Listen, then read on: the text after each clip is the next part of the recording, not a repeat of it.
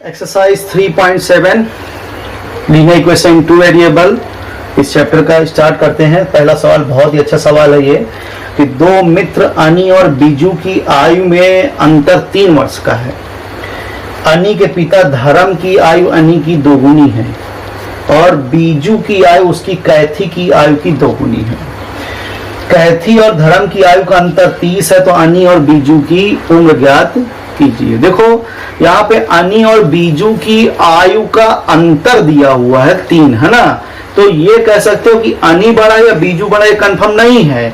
तो यहाँ पर दो चीजें बनेंगी। मान लीजिए अनी की एज x है, बीजू की एज y है, तो हो सकता है x माइनस वाई बराबर 3 रहे या फिर x y minus x equal to 3 हो जाएगा। ठीक है ना, कि अनी की एज x हो गई, बीजू की एज y ले ली अगर आपने, तो x माइनस वाई, क्योंकि इनका अंतर 3 है तो x माइनस वाई बराबर भी 3 हो सकता है और y माइनस एक्स बराबर 3 हो सकता है।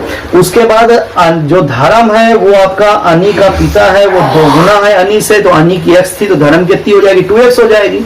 और बीजू कैथी का दोगुना है, कैथी उसकी सिस्टर है, तो कैथी की उम्र कितनी हो जाएगी, y/2, क्योंकि बीजू y है तो ऑब्वियसली कैथी हाफ होगी तो y/2 हो जाएगी। ठीक है ना। स्टार्ट करते हैं क्वेश्चन को, बहुत ही अच्छा क्वेश्चन है ये।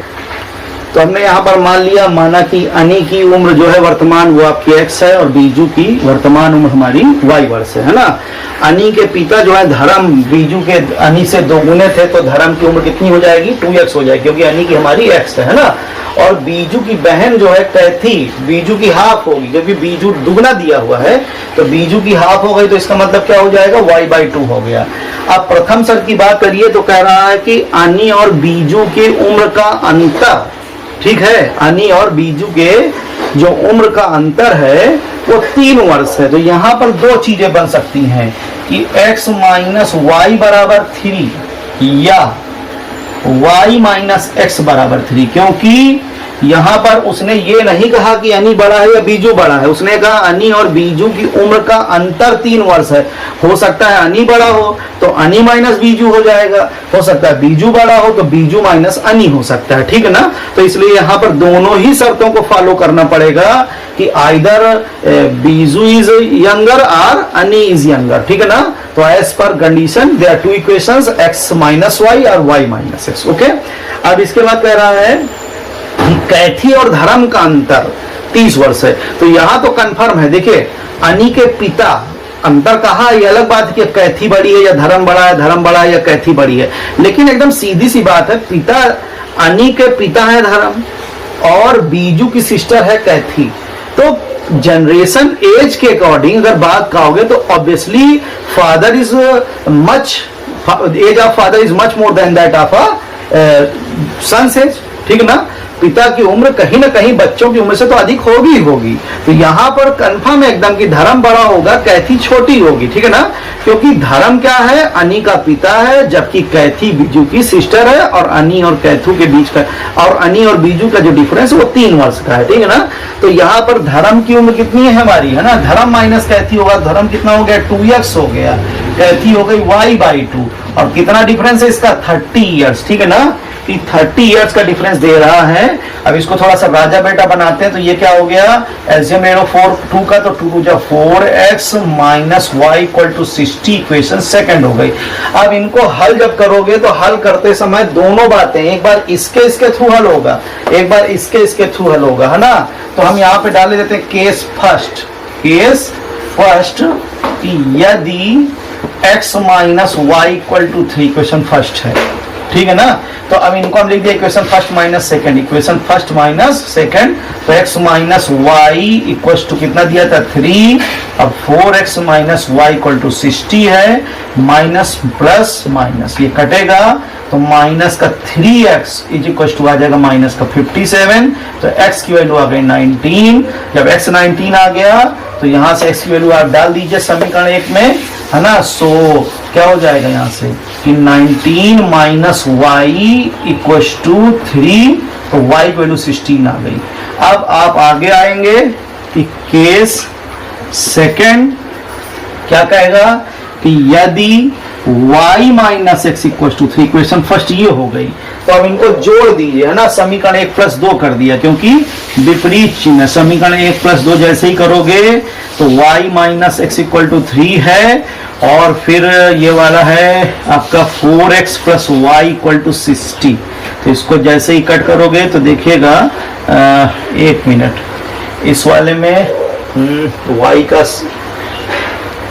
ये मैंने गलत कर दिया लगता है। अच्छा, x माइनस वाई है, सॉरी, हाँ यहाँ पे x माइनस वाई है, x + y नहीं। तो y के विपरीत चिन्ह ये कट गए। यहाँ से क्या आ गया, 3x इक्वल टू 63 आ गया, तो x की वैल्यू 21 आ गई। जब x 21 आ जाएगा तो यहाँ से y की वैल्यू कितनी हो जाएगी, 21 + 3 यानी कि 24। अब आंसर के अकॉर्डिंग आओगे, तो इसलिए अनी की अगर है ना, तो इसलिए लिख सकते हैं कि यदि अनीज एज इक्वल टू कितना है, तो पहले बार इसके अकॉर्डिंग आइए 19, देन बीजूज एज कितना हो जाएगा, बीजूज एज जब आओगे इक्वल टू हो जाएगा 16 ईयर, ठीक है। और इफ अनीज एज की बात करिए फिर से, ठीक है, वो कितना है 21 ईयर, देन बीजूज एज ईयर होगी जो बीजूज एज कितना आ जाएगा, ठीक है। इस बात के अकॉर्डिंग आओगे तो 24 हो जाएगी, है ना, equal to 24 year. So 2 answer होंगे। एक बार देख रहे हो अनी छोटा निकल रहा है, बीजू बड़ा हो गया, एक बार बीजू छोटा हो गया, अनी बड़ा हो गया। इस तरीके से पहला क्वेश्चन बहुत ही अच्छा क्वेश्चन है, और दोनों ही आंसर आपको लिखने चाहिए। बहुत सारे लोग क्या करते हैं, एक ही क्वेश्चन बनवा करवा देते हैं, लेकिन वो गलत माना जाएगा, क्योंकि यहाँ पे कोई कंफर्मेशन नहीं है कि कौन बड़ा कौन छोटा। तो हमको दोनों ही कंडीशन लेनी पड़ेंगी अनी और बीजू के लिए, ठीक है ना। अब नेक्स्ट क्वेश्चन कहते हैं, एक मित्र दूसरे से कहता है यदि मुझे 100 दे दो तो मैं तुमसे 2 गुना हो जाऊंगा। Friend you give me 100, I will be twice as rich as you. ठीक ना, पहला बोलता है दूसरे से कि अब मुझे 100 रुपए दे दो, मैं आपसे 2 गुना अमीर हो जाऊंगा।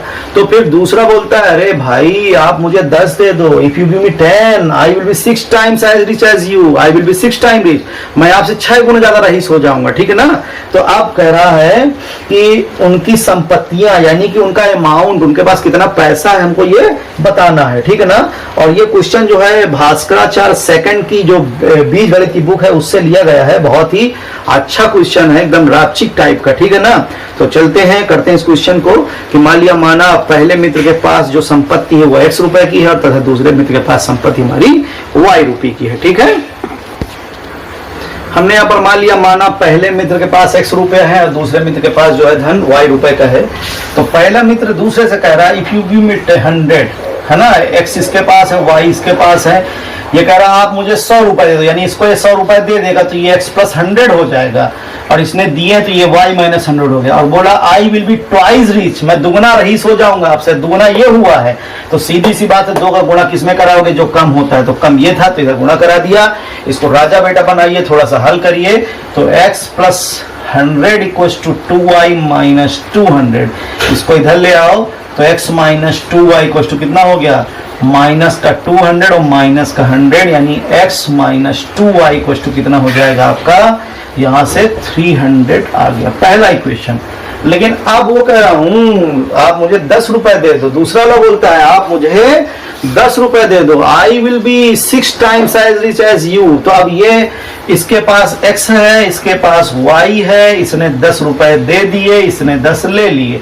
अब ये 6 गुना रईस हो गया। तो रईस ये है तो 6 का गुणा किधर कराओगे, इधर कराओगे जो कम होता है। ठीक है ना।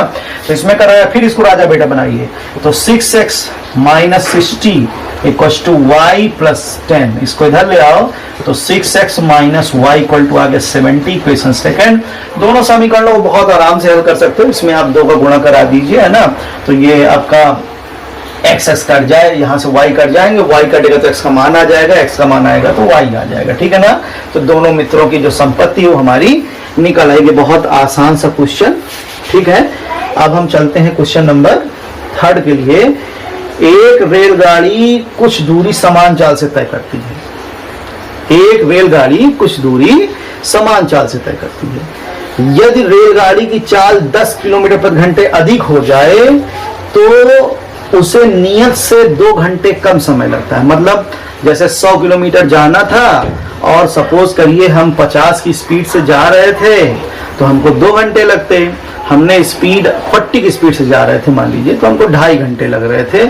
हमने क्या किया, अब स्पीड थोड़ी सी 10 किलोमीटर बढ़ा दी, तो भाई 50 हो गए, तो हमको समय जो है वो अब आधे घंटे कम लगने लग जाएगा। तो उसी तरह की चीज यहाँ पर भी है कि 10 किलोमीटर प्रति घंटे अगर चाल बढ़ा दे तो उसको 2 घंटे कम लगता है, और अगर अपनी चाल 10 किलोमीटर प्रति घंटे अधिक कर दे तो कम कर दे तो उसको 3 घंटे अधिक लगते हैं। तो रेलगाड़ी द्वारा तय की गई दूरी ज्ञात कीजिए। देखो हमको नियत दूरी निकालना है और बात कर रहा है समय और चाल की, तो हम यहाँ पर मानेंगे कि माना नियत चाल बराबर x किलोमीटर प्रति घंटे तथा ठीक है, तो जो फिक्स समय है या नियत समय है वो हमारा y किलोमीटर y आवर्स हो गया, ठीक है ना। अब जब इतना मान लोगे तो यहाँ पर जो हमारी चाल होगी क्या होती है, आप जानते हो दूरी वाला होता है चाल गुणे समय, तो चाल भी हमने मान लिया, समय भी मान लिया, तो ऑब्वियसली हमारी दूरी आ जाएगी x इंटू वाई। इसके बाद ये क्वेश्चन लगाया जाएगा, ठीक है ना। तो चलिए स्टार्ट करते हैं इस क्वेश्चन के लिए। हमने यहाँ पे मान लिया, माना रेलगाड़ी की जो नियत चाल है, फिक्स चाल है, वो हमारी x किलोमीटर प्रति घंटे तथा जो हमको फिक्स टाइम लगना चाहिए है ना, वो हमारा y घंटे है, ठीक है ना। तो अब आप जानते हो यहाँ पर कि चाल बराबर दूरी बराबर होता है चाल गुणे समय, तो दूरी हमारी निकल आएगी x इंटू वाई।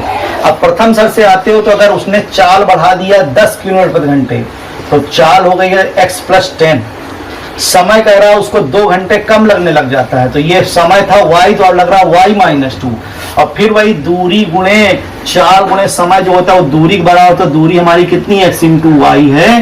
रीजन दे दिया कि दूरी बराबर चाल गुणे समय, ठीक ना। ध्यान दीजिए बात को कि चाल बढ़ गई 10, समय 2 घंटे कम हो गया, लेकिन जो दूरी है वो तो वही रहेगी ना। हमें बिनकी टू कानपुर जाना है तो सीधी सी बात है कि जो दूरी रहेगी वो तो फिक्स ही रहेगी। आप स्पीड से जाओगे जल्दी पहुंच जाओगे, धीमे जाओगे देर में पहुंचोगे, ये अलग बात है, लेकिन दूरी नहीं चेंज होनी है।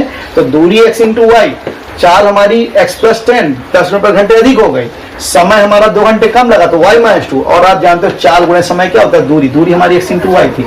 इसको थोड़ा सा हल करते हैं, ठीक है ना। तो यहाँ से आ गया x इंटू वाई माइनस का 2x प्लस का 10y और minus 20 equal to x into y. ये कट गया, 20 उधर ले जाइए तो माइनस का 2x plus 10y equal to आ गया 20। समीकरण पहला हो गया। फिर दोबारा में कह रहा है कि अगर चाल 3 किलोमीटर प्रति घंटे अधिक हो जाए, कम हो जाए, तो उसको 3 घंटे समय अधिक लगने लगता है। अब चाल कम हो गई तो x माइनस 10 हो गई, समय 3 घंटे अधिक लग रहा है y प्लस 3, लेकिन ये रहेगा इतना ही x इंटू वाई। अब इसको अगर हम फिर से सॉल्व करें तो x इंटू वाई फिर प्लस का 3x माइनस का 10y, और यहां से आओगे तो ये कितना हो जाएगा, माइनस का 30 minus 30 equal to x into y. ये कट गया, इसको उधर ले जाओ तो 3x minus 10y equal to 30, equation second हो गई। अब दोनों समीकरणों को हल कर लीजिए, तो हमने सीधे जोड़ दिया, लिख दिया कि समीकरण 1 प्लस 2, समीकरण 1 प्लस 2 जैसे ही जोड़ोगे तो देखो माइनस का 2x प्लस 10y बराबर 20 है, और 3x minus 10y equal to आपका 30 है। ऐड किया, ये खत्म हो गया, x बराबर 50 आ गया, इसलिए y का मान निकालते हैं। तो यहाँ पर अगर रख दो, ठीक है ना, तो कहीं पर भी रख दीजिए, तो यहाँ से आप रखोगे तो y का मान है ना, x का मान रख दिया, x का मान समीकरण 1 में जैसे ही रखोगे तो यहाँ से क्या हो जाएगा, माइनस का 100 प्लस 10y इक्वल टू 20, तो 10y इक्वल टू कितना आ गया 120, तो y की वैल्यू हो गई हमारी 12, ठीक है ना। अब हमको निकालना यहाँ से दूरी है, तो इसलिए दूरी की बात करिए, दूरी हमारी x इंटू वाई है, तो x का मान हो गया 50 और y का मान हो गया 12, तो 12 पंचे 60 यानी 600 किलोमीटर की दूरी हमको तय करनी थी, है ना। तो बहुत ही उम्दा क्वेश्चन, अच्छा क्वेश्चन कि मान लिया यहाँ पे हमको दूरी निकालनी थी, दूरी नहीं मानेंगे हम, समय और चाल मानेंगे, समय और क्या बोलते हैं चाल मानेंगे, क्योंकि समय और चाल की उसने बात कही है, ठीक है ना। तो इस तरीके से सवाल नंबर आपका चौथा होता हुआ, सॉरी तीसरा होता हुआ। बिल्कुल चौथा भी ऐसा ही कह रहा है, एक कक्षा में विद्यार्थियों को पंक्तियों में खड़ा होना है। पंक्ति में यदि 3 विद्यार्थी अधिक हो जाए तो एक पंक्ति कम हो जाती है, यदि पंक्ति में 3 विद्यार्थी कम हो जाए तो 2 पंक्तियां अधिक हो जाती है। विद्यार्थियों की संख्या ज्ञात कीजिए। तो हम यहाँ पर वही मानेंगे, माना पंक्तियों की संख्या बराबर x तथा प्रत्येक पंक्ति में छात्रों की संख्या y, तो कुल छात्र क्या हो जाएंगे x इंटू वाई। अब बिल्कुल ऐसे इसी पैटर्न पे क्वेश्चन लगेगा, ठीक है। चलते हैं इस क्वेश्चन को भी करते हैं, देखिएगा। यहाँ पे हमने मान लिया, माना पंक्तियों की संख्या बराबर x है तथा प्रत्येक पंक्ति में जो छात्रों की संख्या y है, तो कुल छात्र कितने हो जाएंगे, x इंटू वाई। 10 बेंचें पड़ी हुई हैं, हर बेंच में 3 छात्र बैठे हुए हैं, तो कुल छात्र 10 3 30 है ना, हो जाएंगे 30 हो जाएंगे। उसी प्रकार से ये भी हो गया। अब कह रहा है यदि पंक्ति में 3 विद्यार्थी अधिक हो जाए तो एक पंक्ति कम हो जाती है। अगर हम बात करते हैं प्रथम शर्त से, अगर बात करें हम यहाँ पे है ना कि प्रथम शर्त से, तो क्या हो रहा है कि 3 छात्र अगर अधिक कर दें तो एक पंक्ति कम हो जाती है। अभी छात्र कितने थे, y थे, अब कितने हो गए, y प्लस 3, पंक्तियों की संख्या एक कम हो गई, x माइनस 1 इक्वल टू कितना आ जाएगा, x इंटू वाई कुल छात्र है ना। अब इसको हल करिए तो x into y minus y plus 3x minus 3 equal to x into y, ये कट गया तो 3x माइनस वाई की वैल्यू 3 आ गई, समीकरण पहला हो गया।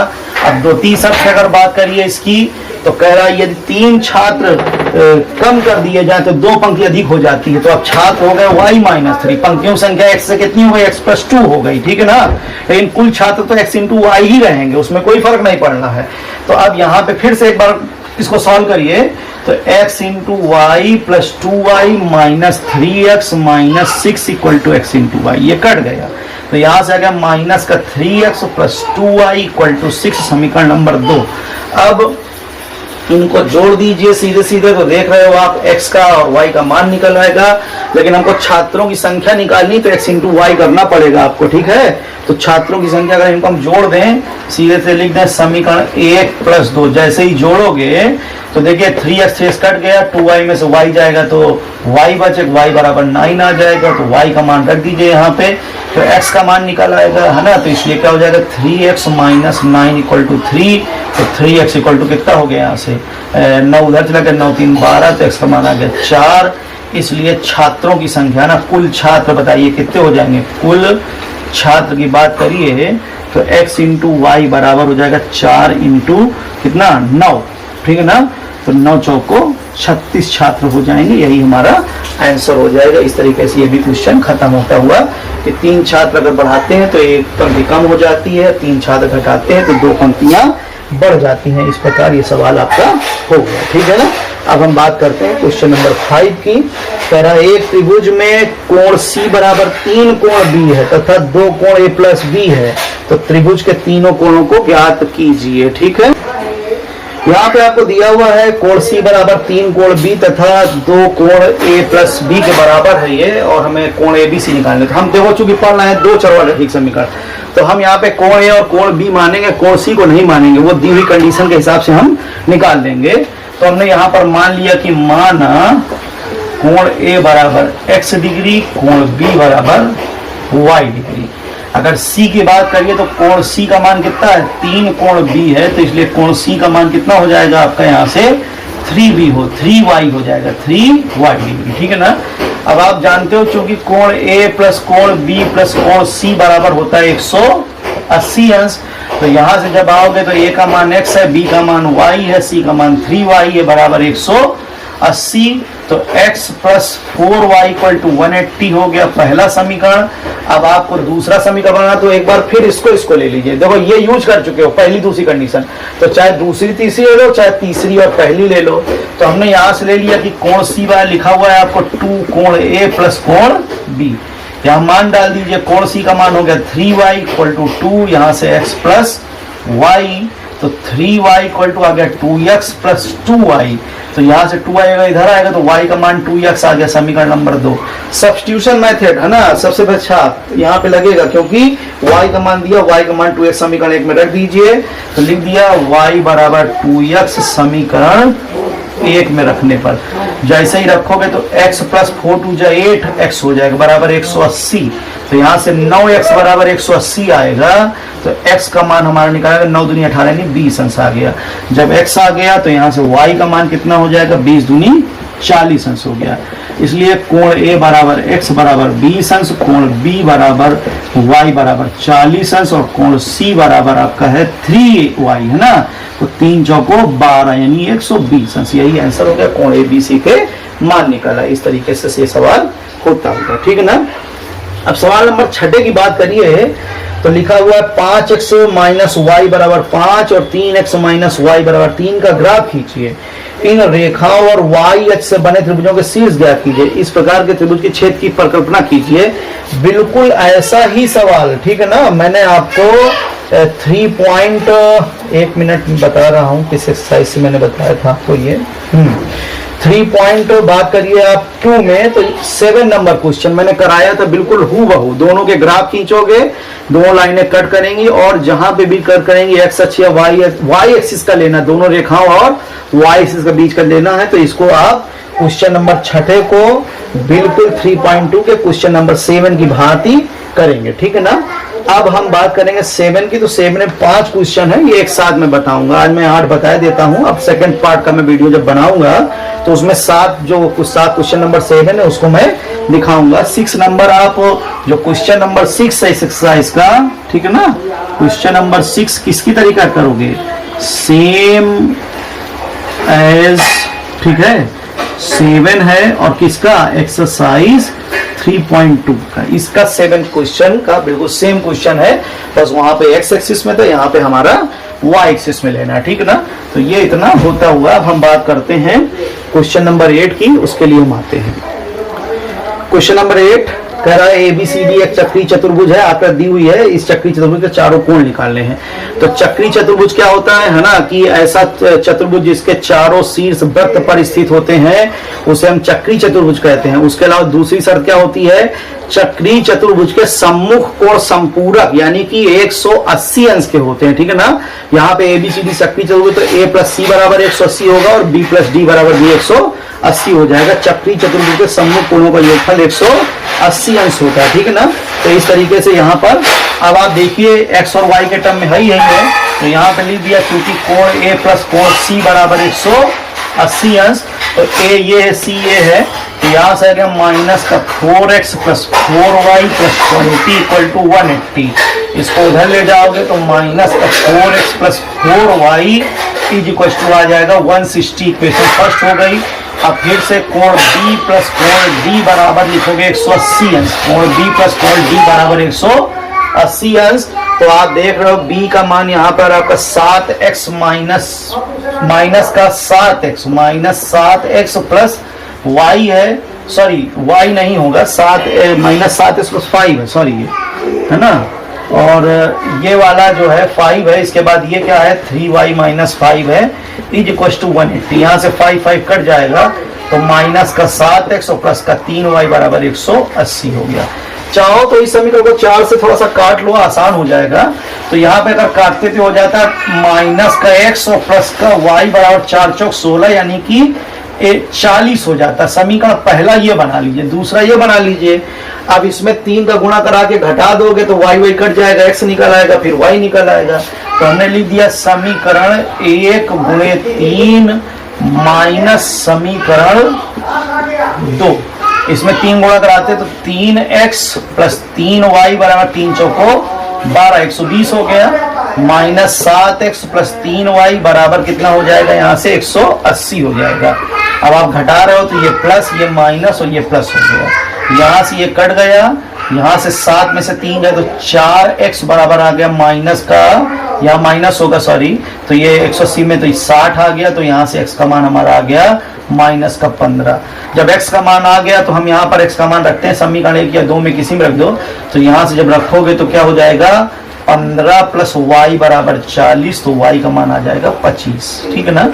हमको कोण ABC निकालने हैं, तो इसलिए कोण A बराबर कितना लिखा है 4y + 20, तो 25 × 100 और 20 120 अंश का हो गया। कोण B बराबर -7x + 5, -7x + 5, तो 7x का मान 15 है, माइनस का, तो -7 × -15 और प्लस का 5, 15 × 7 = 105 और 5 मिला के 110 अंश हो गया।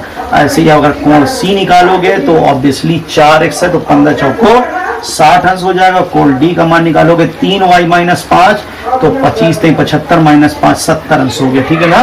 तो इस तरीके से हमारे code A B C D निकल आएंगे। और ऐसे भी आप जानते हो ए प्लस सी 180, तो ए का मान अगर 120 है तो सी का मान 60 अंश हो जाएगा। बी प्लस डी बराबर 180, तो बी का मान 110 है, तो ऑब्वियसली डी का मान जो होगा हमारा 70 अंश हो जाएगा। इस तरीके से ये क्वेश्चन हो गए। केवल आपका इस एक्सरसाइज का क्वेश्चन नंबर 7 बचा हुआ है, ये आपका नेक्स्ट वीडियो में बनाते हैं। स्पेशल टाइप क्वेश्चंस हैं, ठीक है ना। 5 क्वेश्चन है, 5 पार्ट है, 5 एक साथ दिखाते हैं। तो ये वीडियो फिनिश करते हैं। दैट्स ऑल टुडे, मिलते हैं नेक्स्ट पार्ट में।